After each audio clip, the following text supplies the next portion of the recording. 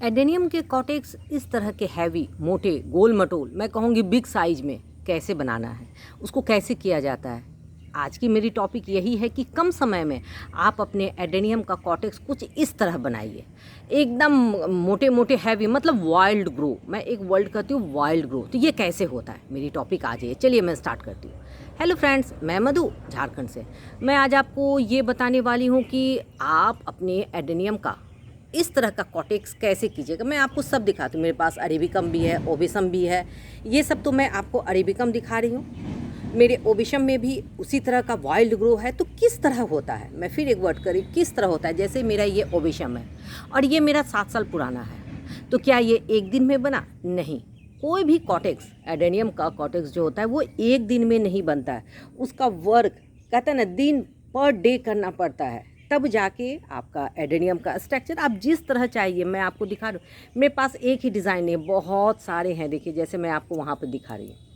तो वर्क करना पड़ता। वर्क क्या है और कैसे है, मैं आपको यही बताने वाली हूँ। तो चलिए मैं पहले आपको दिखाती हूँ कि इसका वो जो वर्क होता है एडेनियम का, आपको कब करना है और कैसे करना है। ये वर्क एडेनियम के कॉटेक्स को मोटा करने का ये यहाँ से स्टार्ट होता है। ये जो सीडलिंग आप देख रहे हैं ना, ये मेरे 3 मंथ के नीचे का है। कल मैंने इस पर एक लॉन्ग वीडियो भी बनाई थी कि एडेनियम की जुलाई में एडेनियम सीडलिंग का केयर कैसे करना। आप उसको जरूर देखिएगा, तो आपको भी ये समझ आएगा कि मैंने इस तरह का ग्रोथ कैसे लिया। यहाँ पे लगभग मेरा 120 मेरा अभी सीडलिंग है और मैं बहुत सारे सीड लगाई हूँ। उसको जर्मिनेशन होगा तो मैं उसको फिर पाउच में करके यहाँ पे रखूँगी। तो इस तरह आप अपने एडेनियम का वर्क ये यहीं पर से स्टार्ट होता है। ये अभी मेरा 3 मंथ का है, पीछे कुछ 1 और 1.5 मंथ का है। 3 मंथ, मैं फिर एक वर्ड करूँ, 0 से 6 मंथ तक मैं इस ग्रो बैग में रहती हूँ। ये लगभग 3 इंच या 2.5 या 3 इंच का ग्रो बैग होगा, छोटा सा। अगर मैं आपको दिखाऊँ ना, तो मैं आपको दिखाती हूँ, एक नज़र करके दिखाती हूँ, क्योंकि देखिए इतना सा है। देखिए मैं अगर हाथ से दिखाऊँ तो ये 4 इंच होगा और ये ऊपर 2.5 होगा। तो बस ये इसको मैं 6 मंथ तक रखती हूँ। तो देखिए बिग कॉटेक्स होने में एडेनियम का आप पॉट सिलेक्शन बहुत मैटर रखता है। आपने किस पॉट में लगाया, किस तरह में आपने रखा है। फर्स्ट तो उसका पॉट सिलेक्शन होता है, सेकंड होता है उसका पॉटिंग मीडिया, थर्ड होता है उस पर आपने किस तरह वर्क किया है। तो मेरी आज मैं आपको यही बताऊँगी कि पॉट, आपके एडेनियम को बिग कॉटेक्स बनाने में आपका पॉट सिलेक्शन बहुत बहुत बहुत इंपॉर्टेंस रखता है। और कुछ फर्टिलाइज़र मैं बताऊंगी। वीडियो लंबी नहीं करूंगी, मैं आपको दिखाती हूँ।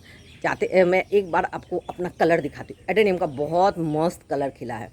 आज हम लोग के 3 दिन के बाद लोकेशन में धूप निकला है, तो कल धूप के कारण देखिए मैं आपको दिखा रहा हूँ कितना अच्छा चारों तरफ का वेदर लग रहा है।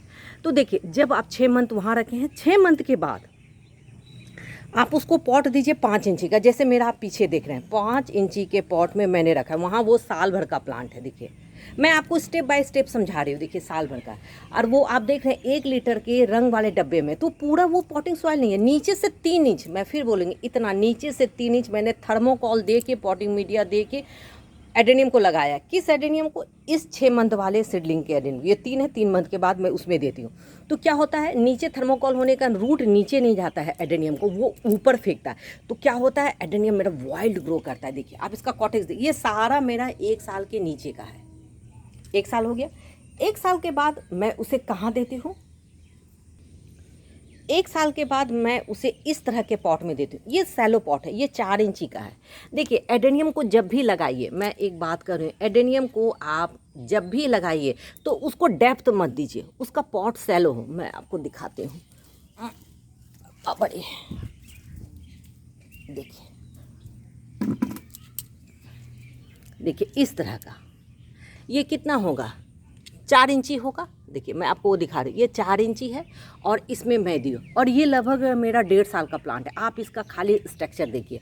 तो पॉट सिलेक्शन बहुत डिपेंड करता है कि आपने किस तरह आपने पॉट में डाला है। देखिए मैं आपको दिखा, ये 1.5 साल का है, 1.5 ईयर का। देखिए इसका पॉट साइज नीचे देखिए, एक कितनी सुंदर एक तितली आई है। देखिए यही पॉलिनेशन करता है। देखिए एडेनियम में पॉलिनेशन होने का रीज़न ये है, ये जो बैठी ना इसके अंदर, ये हो रहा है, कौन पॉलिनेशन हो रहा है?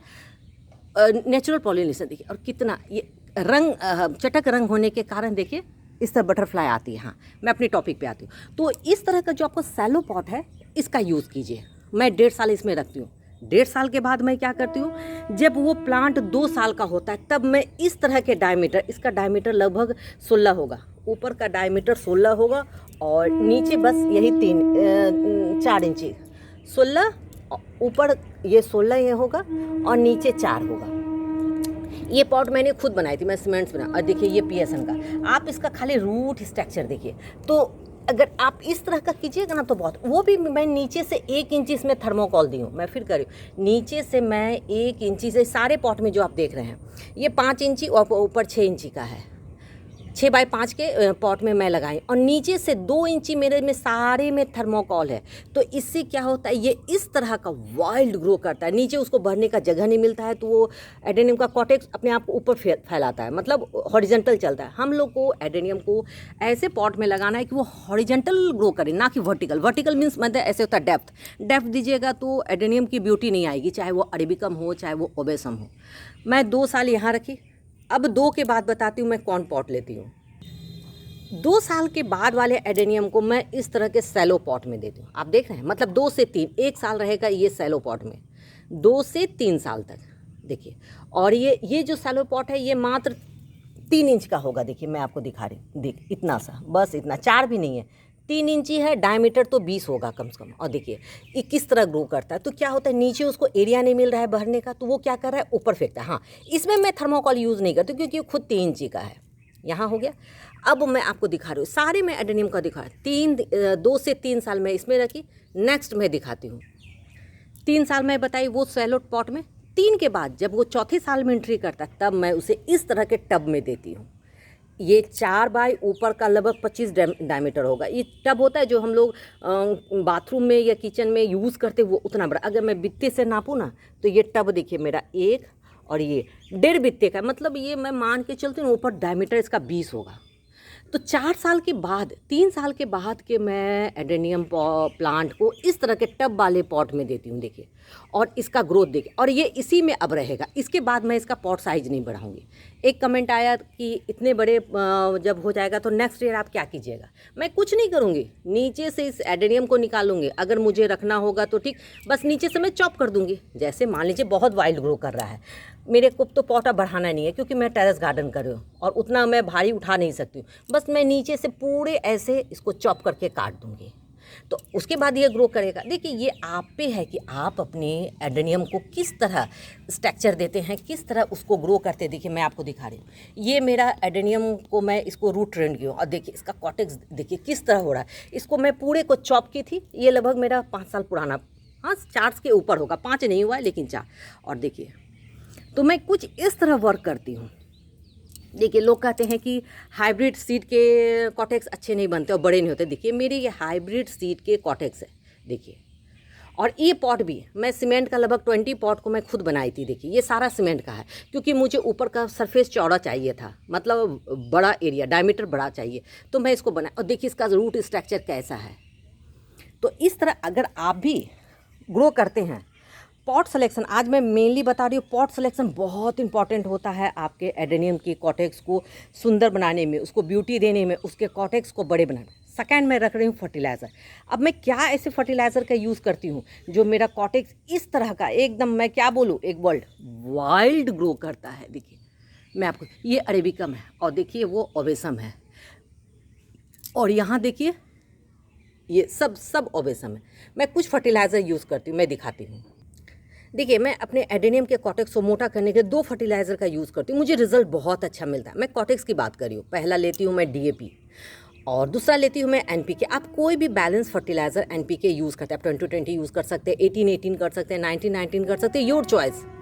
मैं डीएपी का लेती हूँ। मैं डीएपी का कितना लेती हूँ, पॉट्स के साइज़ के हिसाब से। जैसे मेरा ये सेलो पॉट है, तो सेलो पॉट है तो मैं इसमें क्या करूँगी, 10 दाना मैं आपको दिखा रही हूँ। 10 दाना मैं ऐसे, अभी तो मैं अपने डीएपी को ना इसको डस्ट फॉर्म में रखी ताकि इसका रिज़ल्ट मुझे अच्छा मिले। बस इसके इस तरह को आपको दे देना है, रिज़ल्ट आपको कुछ इस तरह का मिलेगा। आप इसके खाली कॉटेक्स को देखिए, ये मेरे सेलो पॉट में है। देखिए ये ओबेसम है ना कि अरेबिकम। मैं आपको दिखाऊं तो मेरे सारे पॉट का हाल यही है। और सेकेंड यूज़ करती हूँ मैं ये एनपीके। एक पॉट में मैं आपको दिखा रही हूँ, जैसे मान लीजिए ये पॉट है, देखिए ये भी 4 इंची का है, ऊपर का डायमीटर लगभग 15 इंची है। देखिए इसमें मात्र मैं 2 ग्राम, देखिए NPK अभी मैं बस ऐसे कोई भी NPK बैलेंस NPK आप दे दीजिए बस।